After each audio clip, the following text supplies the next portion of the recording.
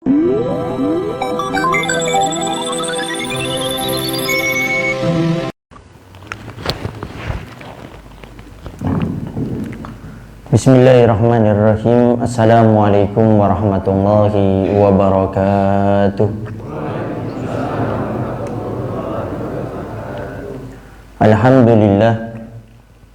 Alhamdulillahi rabbil alamin. Wassalatu wassalamu ala asyrafil anbiya'i wa mursalin sayyidina wa habibina wa syafi'ina wa qurrati a'yunina wa nuri qulubina Muhammad habibi rabbil alamin wa ala alihi wa sahbihi ajma'in. Allahumma salli wa sallim ala sayyidina Muhammad tibbil qulub wa dawaiha wa afiyatil abdani wa shifaiha wa nuril absari wa diyaiha wa qutil arwah wa gidaiha wa ala alihi wa sahbihi wa sallim. Allahumma ja'al sarirati khairan min alaniyati wa jal alaniyati salihah, amma ba'du. Al-mukarram al-muhtaram yang sama-sama kita muliakan dan kita hormati selalu, para alim, para ulama, para asatidah, penyambung lisan sekaligus penerus perjuangan Nabi kita Muhammad sallallahu alaihi wa alihi wasallam, yang kita doakan selalu mudah-mudahan para ustadz, para kiai, para ulama, para habaib kita diberikan panjang umur oleh Allah dalam keadaan sehat walafiat. Allah subhanahu wa ta'ala berikan kemudahan kepada beliau, baik itu urusan dunia maupun urusan akhiratnya. Allah subhanahu wa ta'ala jauhkan beliau-beliau semuanya daripada fitnah yang terjadi di akhir zaman ini, insyaallah. Amin, amin ya rabbal alamin. Dan juga tidak mengurangi rasa hormat kami kepada segenap para sepuh, para tokoh masyarakat, para ustadz, dan juga segenap para orang tua kami, para bapak dan ibu-ibu, para hadirin wal hadirat, khususnya tamu kita yang datang daripada baik kesubuhan, yang beliau ini juga beristiqomah setiap seminggu sekali, setiap hari Ahad seminggu sekali beliau mengadakan tur dalam melaksanakan sholat subuh dari masjid ke masjid ataupun musola ke musola. Dan alhamdulillah pada saat ini beliau bersama-sama kita semuanya untuk melaksanakan sholat subuh berjamaah. Dan ini juga kepada sahabat-sahabat dari baik kesubuhan, ini juga kita ada program namanya suling subuh keliling setiap hari. Cuma kita khususkan di Kelurahan Windu Haji. Jadi di Windu Haji ini ada 5 blok atau 5 desa. Itu ada dari Karanganyar, Cisampi, Cibungur, Ceketuk, Bubulak. Nah, kita putari musola-musolanya semuanya. Dan kita alhamdulillah sudah 10 kali putaran. Jadi ini program baru kita, setiap 1 kali putaran di Windu Haji selesai, kita ngadakan tur di luar Windu Haji. Nah, sekarang kebetulan di Kedung Arum, ini yang kedua. Jadi ini kita programnya setiap hari sama teman-teman. Nah, didoakan juga biar mudah-mudahan teman-teman yang disuling ini bisa istiqomah, dan yang bekes juga tentunya bisa istiqomah, insya Allah. Sedikit kita membahas tentang keutamaan sholat subuh berjamaah. Sholat subuh ini sama-sama kita akui perkara yang paling berat, khususnya kepada Al-Fagir, dan ini bukan alasan. Al-Fagir juga tadi kebetulan ada kegiatan di Majalengka. Tadi datang kalau nggak salah jam 2 kurang seperempat. Makanya langsung tidur, HP itu taruh di samping biar bunyi. Ternyata bunyi HP kalah dengan bunyi ketokan pintu yang keras tadi itu. Jadi akhirnya langsung bangun tadi itu. Ala kulli hal, memang berat. Makanya dikatakan pahala paling besar itu pahala sholat subuh. Karena Nabi kita Muhammad SAW juga pernah menyampaikan kepada istri tercinta beliau, Sayyidah Aisyah radhiyallahu anha, ajroki biqadri nasabiki. Ya Aisyah, Allah akan membalas daripada kebaikan seorang hambanya tergantung kecapaian mereka. Makin capek pahalanya makin besar. Makanya Al-Fagir tekankan kepada diri Al-Fagir pribadi, dan kalau bisa kepada teman-teman semuanya, kalau dalam melakukan suatu ibadah jangan banyak alasan. Karena alasan itu membuka pintu kita untuk makin malas lagi, bukan makin rajin lagi. Ada sebagian orang tuh dengan beralasan dikira selesai, enggak, akan membuka daripada pintu-pintu yang lainnya.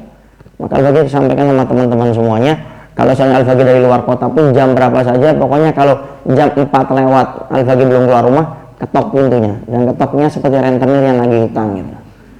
Nah, jadi langsung bangun. Walaupun kadang-kadang istri anak bangun semuanya, biar sekalian. Ya. Bahkan kata Nabi, raka'atan qabla al-fajr khairu minad dunya wa fiha. Salat sunnah 2 rakaat sebelum salat subuh, yaitu salat sunnah qobliyatus subhi, itu pahalanya kata Nabi lebih afdal pada dunia seisinya. Makanya ada orang yang pernah diceritakan, tidak tahu benarnya, cuma ini cerita sering. Jadi ada orang ditanya, kamu tahu orang paling kaya di dunia? Disebutkan satu persatu. Bukan itu semuanya. Lalu siapa orang paling kaya di dunia? Orang yang melaksanakan salat sunnah 2 rakaat sebelum melaksanakan salat subuh. Khairun minad dunya wa fiha. Itu salat sunnahnya. Gimana sama salat fardunya? Gimana sama salat wajib subuhnya? Kaidahnya, yang namanya perkara wajib pasti lebih tinggi pahalanya, keagungannya daripada salat sunnah. Sehingga kita harus selalu semangat untuk menggalakkan melaksanakan salat subuh berjamaah seperti ini. Dan juga kepada teman-teman barangkali Habib, tapi kalau saya terlambat gimana? Ke masjid cuma sholat sudah qomat. Kan tidak mungkin saya tiba-tiba sholat sunnah di belakang padahal sudah dikumandangkan di qomat. Memang benar, kalau sudah qomat, sudah dilaksanakan sholat, kok kita nyempil ke belakang sholat sunnah, itu makruh hukumnya. Jadi Allah kurang suka. Dosa enggak, cuma Allah kurang suka. Lalu saya ingin dapat keutamaan Habib, sholat sunnah 2 rakaat sebelum subuh itu pahala yang besar seperti itu. Kata para ulama, engkau bisa sholat setelah sholat subuh. Lalu bagaimana Habib? Kata Nabi, setelah sholat subuh itu dilarang kita melaksanakan yang namanya sholat. Nah, di sini pentingnya kita belajar ilmu agama. Yang dilarang itu sholat sunnah mutlak. Sholat qadha boleh dilaksanakan habis subuh, termasuk qobliyah. Ini juga kaidahnya kepada sholat asar. Kalau kita ingin melaksanakan sholat qobliyah asar, ternyata sudah qomat, nggak usah sibukkan diri dengan sholat sunnah. Walaupun kata Nabi dikatakan barang siapa yang sholat sunnah 4 rakaat sebelum sholat asar, Allah akan berikan rahmat sepanjang hidupnya. Akan diberikan rahmat kasih sayang oleh Allah. Tapi kalau sudah dikumandangkan iqamah, jangan kita sholat sunnah. Langsung kita melaksanakan sholat, setelah itu kita melaksanakan sholat sunnah qobliyah tersebut. Tapi kalau seandainya, karena kita hidup di dunia tidak sendirian, kecuali kita hidupnya di hutan belantara, nggak ada manusia. Kalau takut ada fitnah, apaan ini orang sholat gini, ini akidah apa lagi nih? Muncul baru lagi nih, habis sholat subuh, sholat asar, ada sholat. Maka kalau sekiranya takut fitnah, sholat qobliyahnya di rumah saja. Ya. Kemudian sholat subuh ini luar biasa. Ada beberapa keterangan yang menunjukkan keistimewaan sholat subuh. Di sini kita ambil 2 perkara saja. Sebelum kita masuk kepada inti yang sudah kita ekspos, yaitu tema apa yang akan kita bahas pada saat ini. Pertama, orang yang sholat subuh berjamaah, Allah akan memberikan keberkahan dalam hidupnya. Ini janji daripada Nabi Muhammad SAW. Kenapa? Karena kata Nabi, Allah akan memberikan keberkahan kepada hambanya, kepada umatku itu fi bukuriha, di pagi-pagi harinya. Makanya jangan heran banyak orang kafir itu rezekinya lebih banyak, karena mereka bangunnya lebih daripada kita. Jam 2 sudah nyiapin warung dagangannya, padahal itu nggak sholat subuh, apalagi kita yang sholat subuh. Tapi jangan dibandingkan berkah itu dengan banyaknya harta. Enggak. Berkah itu bukan hanya banyaknya harta, tapi berkah itu bagaimana kita punya umur, bisa kita maksimalkan beribadah kepada Allah Subhanahu wa Ta'ala. Karena kita semuanya punya final dalam hidup ini, dan final hidup kita, kematian ini nggak pernah melihat si muda, si tua, si kaya, si miskin, si pejabat, rakyat biasa, si alim, orang yang tidak alim, semuanya dipukul rata oleh Allah. Tapi orang yang memakmurkan salat subuh berjamaah, kata Nabi, Allah akan berikan keberkahan dalam hidupnya. Berkah ini ada 2, kata para ulama. Yang pertama mengatakan berkah itu sesuatu yang sedikit tapi cukup. Karena kita sering melaksanakan sholat subuh berjamaah, kita punya gaji, punya penghasilan sebulan mungkin nggak besar seperti yang lain-lainnya, tapi alhamdulillah untuk anak cukup, untuk istri cukup, untuk nabung cukup, bahkan untuk umrah dan haji pun bisa. Itu berkah. Ada yang mengatakan berkah itu ziyadatul khair, bertambahnya kebaikan. Setelah sholat subuh makin semangat, sholat duhurnya pengennya jamaah, asarnya, maghrib, isyaknya, setiap ada majelis ta'lim ada dorongan yang kuat untuk mendorong dia untuk melaksanakan yang namanya sholat, daripada menghadiri majelis-majelis mulia seperti itu. Itu yang pertama, diberikan keberkahan oleh Allah Subhanahu wa Ta'ala. Yang kedua, yang istimewa tidak kalah, apa itu? Fi dimmatillah. Orang yang melaksanakan sholat subuh berjamaah akan di dalam tanggungannya Allah Subhanahu wa Ta'ala. Hidupnya akan selalu ditolong oleh Allah Subhanahu wa Ta'ala. Artinya, orang yang selalu melaksanakan sholat subuh, dia ini akan selalu ditolong oleh Allah. Anda punya problem apa? Minta sama Allah akan diberi. Kenapa? Karena kuncinya kita sudah punya, yaitu sholat subuh berjamaah. Maka usahakan kita selalu melaksanakan sholat subuh berjamaah. Kemudian apabila bisa, kita semuanya ngajak teman-teman yang lainnya. Seperti halnya alhamdulillah ini di teman-teman Windu Haji ada suling, kemudian ada bekes subuhan. Itu lakukan terus, ajak teman-teman yang lainnya. Karena kata Nabi, ada 7 golongan di hari kiamat yang akan Allah berikan naungan khusus, naungan VIP oleh Allah Subhanahu wa taala di padang mahsyar. Mahsyar itu dikatakan mahsyar karena tempat perkumpulan manusia.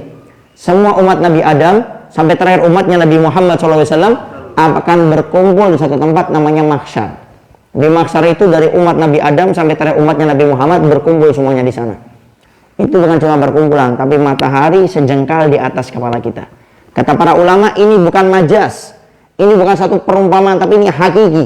Di mahsyar kita akan mendapati matahari sejengkal di atas kepala kita. Tapi kata Nabi, ada 7 golongan manusia yang akan diberikan naungan VIP oleh Allah, naungan khusus.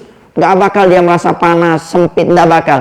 Siapa di antaranya? Rajulun qalbuhu mu'allakun aw muta'allikun bil masajid. Seorang hamba Allah, laki-laki atau perempuan, yang dia itu hatinya terikat dengan masjid. Dikit-dikit pengennya sholatnya di masjid berjamaah. Ada kegiatan di masjid, majelis taklim, pengen hadir. Kemudian lihat masjid musolanya kotor, dia pengen membersihkannya. Ada kegiatan di masjid musola kurang dana, kebetulan Allah berikan dia dana, dia membantu. Ada kegiatan keagamaan, kemudian dia bersih-bersih. Sebelum acara dia bersihkan, setelah acara dibersihkan. Ini kata Nabi dijamin di padang mahsyar dia nggak bakal kebingungan. Dia nggak bakal ketakutan. Kenapa? Diberi naungan khusus oleh Allah Subhanahu wa taala. Ini naungan khusus. Bahkan kata Allah dalam Al-Quran, di hari tersebut orang tua nggak mau ketemu sama anaknya. Anak nggak mau ketemu sama orang tuanya. Suami nggak mau ketemu sama istrinya. Kenapa? Karena hari tersebut likulli imri'in minhum yawma idzin sa'nu yughni. Karena di hari itu orang saling tuntut menuntut. Tapi orang yang selalu terikat hatinya dengan masjid, diawali paling tidak dengan sholat subuh berjamaah seperti ini, di hari kiamat dia dapat naungan khusus dari Allah Subhanahu wa taala. Dan mudah-mudahan itu adalah kita semua yang hadir pada kesempatan kali ini insyaallah. Para hadirin wa hadirat yang dimuliakan oleh Allah Subhanahu wa taala. Kenapa Allah Subhanahu wa taala menciptakan kita mata? Nikmat-nikmat Allah Subhanahu wa taala banyak, bukan hanya mata. Tapi diantaranya pada subuh kali ini kita bahas sedikit masalah mata. Allah menciptakan mata bukan untuk melihat yang haram. Allah menciptakan kita mata ini bukan untuk melihat sesuatu yang dimurkai oleh Allah. Allah ciptakan kita mata ini untuk melihat sesuatu yang Allah inginkan mata ini untuk melihatnya. Melihat sesuatu yang diridhai oleh Allah Subhanahu wa taala. Melihat Al-Qur'an, melihat daripada keagungan Allah Subhanahu wa taala yang diciptakan di muka bumi, di antaranya melihat daripada wajahnya para ulama. Lalu bagaimana Ustaz Habib? Sedikit saya bahas ini. Kan nggak boleh laki-laki perempuan melihat yang bukan mahramnya. Lalu bagaimana kalau seorang perempuan melihat laki-laki, laki-lakinya itu ustadz, kiai, ulama? Apakah itu termasuk dosa? Para ulama menjelaskan yang dimasukkan dosa itu kalau melihat dengan mata syahwat. Tapi kalau melihat para ustadz, kiai, ulama dengan pengagungan kepada Allah, melihat beliau sebagai pewaris ilmunya Nabi Muhammad SAW, maka itu dianjurkan. Bahkan dalam kitab Adab Sulikil Murid, Al-Habib Abdullah bin Ali bin Al-Haddad mengatakan bahwasanya di antara 6 perkara, kata beliau, 6 cara untuk mendapatkan ba'ith. Jadi dalam syariat Nabi Muhammad SAW ada namanya ba'ith. Ba'ith itu dorongan untuk berbuat kebaikan. Setelah kita berniat, contoh, saya pokoknya niat pengen setiap sholat 5 waktu berjamaah, ini niat.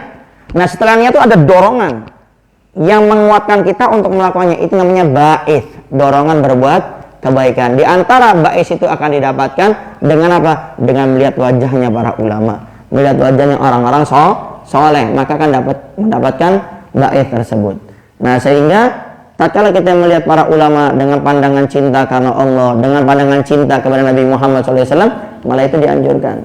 Tapi hati-hati, jangan sampai kita melihat yang haram, jangan kita melihat yang dilarang oleh Allah Subhanahu wa taala. Kenapa? Karena mata ini kelak di hari kiamat akan menuntut. Ya Allah, aku diciptakan olehmu dengan orang ini bukan untuk melihat yang halal, bukan melihat sesuatu yang kau ridhoi, tapi melihat yang haram. Ini semuanya akan menuntut. Al-yawma nakhtimu ala afwahihim wa tukallimuna aydihim wa tashhadu arjuluhum bima kanu yaksibun, kata Allah.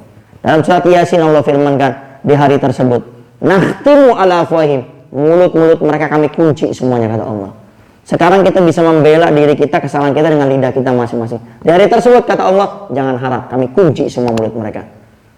Waktu tukallimuna aydihim, tangan mereka akan berbicara. Wa tashhadu arjuluhum bima kanu yaksibun, kaki mereka akan bersaksi dengan apa yang mereka berbuat. Termasuk kita punya mata. Mata ini juga akan bersaksi kelak di hari kiamat. Maka usahakan mata ini hanya melihat sesuatu yang baik. Kemudian mata ini menjadi lebih spesial di hari kiamat daripada anggota tubuh yang lainnya. Kenapa? Karena mata ini kelak akan melihat zatnya Allah Subhanahu wa taala dan akan melihat Nabi Muhammad SAW. Makanya ini mata menjadi spesial karena kelak di hari kiamat mata ini akan menyaksikan Allah secara langsung. Akan melihat wujud indahnya Nabi Muhammad SAW secara langsung. Dan ingat, tidak mungkin mata itu akan melihat sesuatu yang mulia kalau mata itu tidak dimuliakan oleh pemiliknya. Mata itu tidak akan menjadi istimewa kalau orang yang punya mata itu tidak mengistimewakan matanya. Lilladzina ahsanul husna wa ziyadah, kata Allah. Lilladzina ahsanul husna, dan orang-orang yang berbuat kebaikan akan Allah berikan mereka surganya.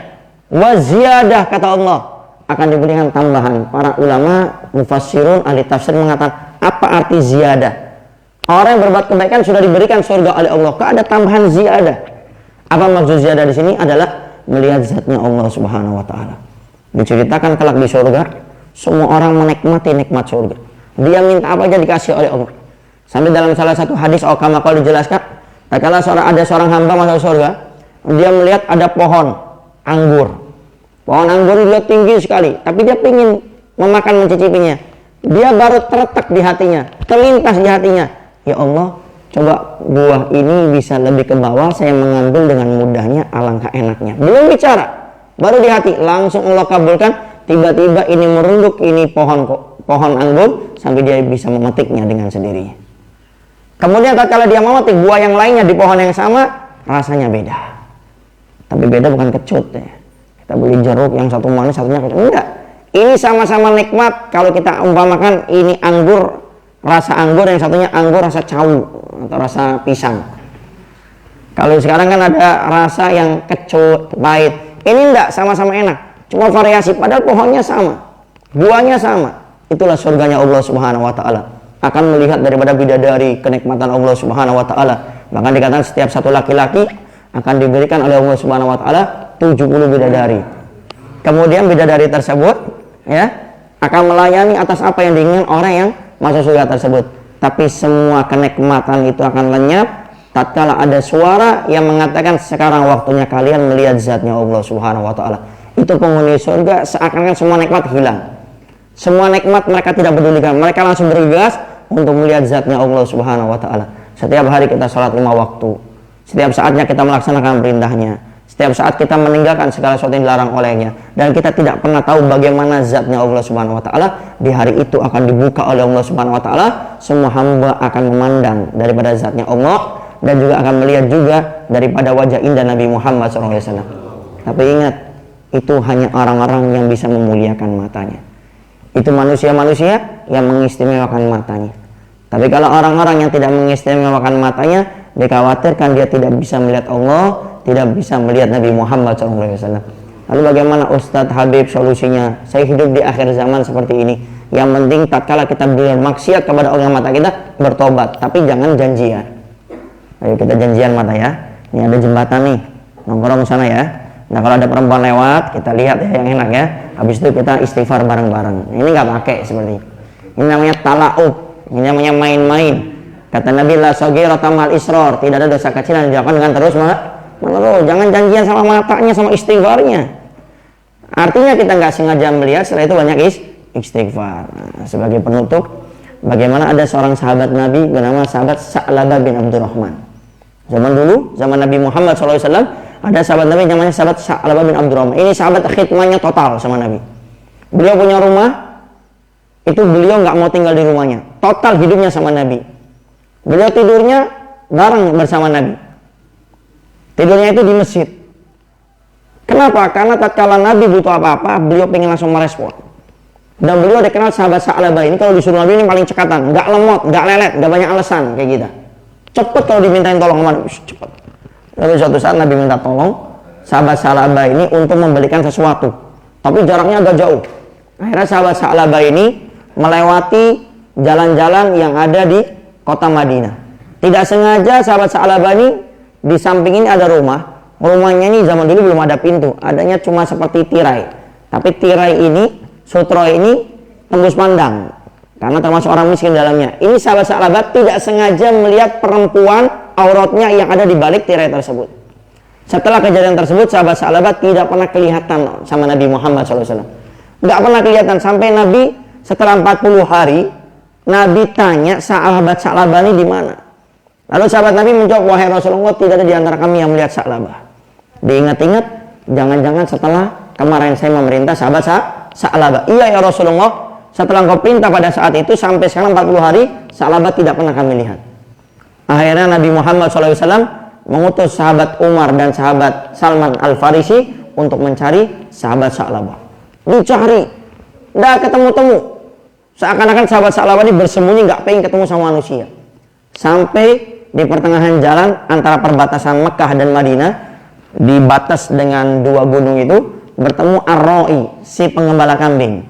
Lalu ditanya, wahai pengembala kambing, kamu melihat teman saya yang ciri-cirinya seperti ini, seperti ini, seperti ini? Namanya Sa'labah bin Abdurrahman. Lalu pengembala kambing ini mengatakan, aku tidak melihat orang tersebut dan saya tidak kenal dengan dia. Tapi setiap menjelang maghrib, di akhir-akhir sore, itu di atas sana ada seorang laki-laki yang turun kemudian meminta kepada saya, kambing saya ini untuk diperah susunya, kemudian dia minum setiap sore menjelang maghrib. Lalu sebentar lagi dia akan turun. Iya, coba sebentar lagi kamu coba sembunyi, kata pengembala kambing. Akhirnya sembunyi sahabat Umar dengan sahabat Salman Al-Farisi.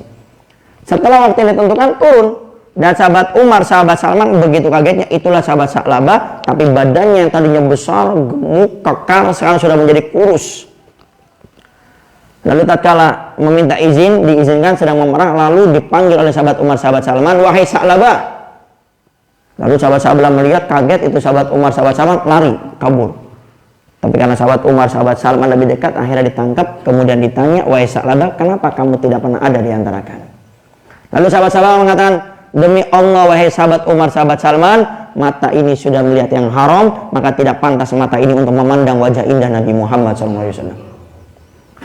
Lalu setelah itu sahabat Umar, sahabat Salman mengatakan, demi Allah ini perintah Nabi memerintahkan kami berdua untuk mengantarmu ke Rasulullah.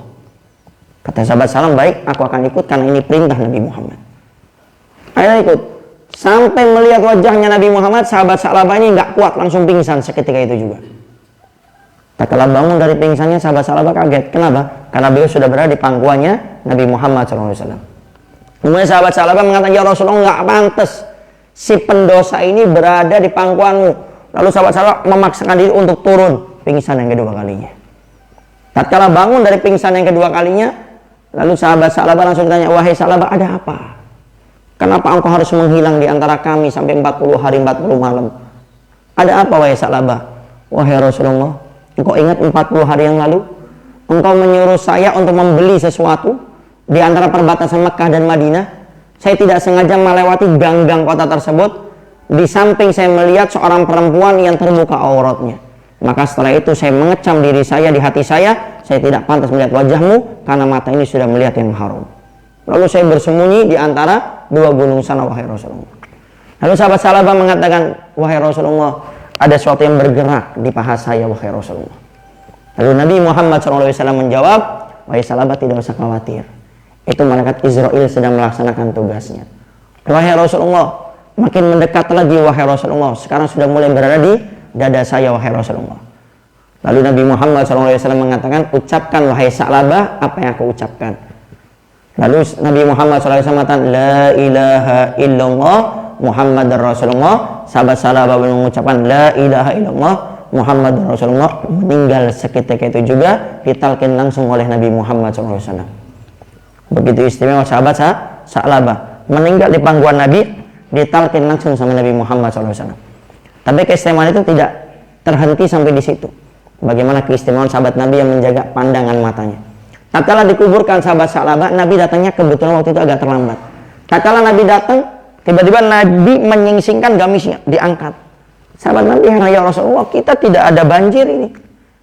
Kenapa engkau melakukan seperti tidak seperti biasanya? Kata Nabi Muhammad SAW, demi Allah, aku menyaksikan ribuan malaikat-malaikat Allah sedang mengawal jasadnya Sa'labah, rohnya ini akan dibawa menghadap Allah Subhanahu wa Ta'ala sambil diiringi dengan ribuan malaikat-malaikat tersebut. Dari cerita ini kita bisa mengambil pelajaran bagaimana seseorang sahabat Nabi yang bernama Sa'labah bin Abdurrahman menjaga pandangan matanya sampai dimuliakan oleh Allah Subhanahu wa taala, meninggal di pangkuan Nabi, ditalkin Nabi, dikawal diiringi oleh ribuan malaikat-malaikat Nabi sampai ruhnya dikawal oleh ribuan malaikat-malaikat tersebut. Para hadirin wal hadirat yang dimuliakan oleh Allah Subhanahu wa taala, mungkin itu saja yang bisa Al-Bagir sampaikan. Intinya tema kita pada saat ini, ayo sama-sama kita muliakan pandangan kita, melihat sesuatu yang halal, yang diridhai oleh Allah. Kita berusaha menjaga. Kalau seandainya kita tidak sengaja melihat yang haram, kita beristighfar kepada Allah Subhanahu wa taala, alingkah pandangan ini dari yang haram menuju yang halal. Kenapa? Karena mata ini menjadi istimewa, menjadi spesial, karena kelak di hari kiamat mata ini akan memandang zatnya Allah Subhanahu wa taala dan akan memandang wajah indahnya Nabi Muhammad sallallahu alaihi wasallam. Dan tidak mungkin seorang akan memandang Allah, memandang Rasulullah kalau mereka yang memiliki mata tidak memuliakan matanya dengan melihat yang halal, melihat sesuatu yang diridhai oleh Allah Subhanahu wa taala. Itu saja yang bisa Al-Bagir sampaikan. Mudah-mudahan Allah Subhanahu wa taala memberikan keberkahan dalam hidup kita, memakmurkan sisa umur kita untuk beribadah kepada Allah Subhanahu wa taala. Kita dijadikan orang-orang istiqomah dalam melaksanakan perintahnya dan meninggal larangannya, dan mudah-mudahan Allah Subhanahu wa taala selalu memberikan kita pertemanan yang baik, perkumpulan-perkumpulan yang baik, sehingga kelak kita di surga bersama orang-orang yang baik dan akan berkumpul dengan Nabi Muhammad di surganya Allah Subhanahu wa taala. Rabbana atina fid dunya hasanah wa fil akhirati hasanah wa qina adzabannar. Wa sallallahu ala sayidina Muhammadin wa alihi wasallam. Walhamdulillahirabbil alamin. Itu saja yang bisa Al-Bagir sampaikan. Kurang lebihnya Al-Bagir minta maaf dan mohon doanya selalu. Akhirul kalam. Assalamualaikum warahmatullahi wabarakatuh.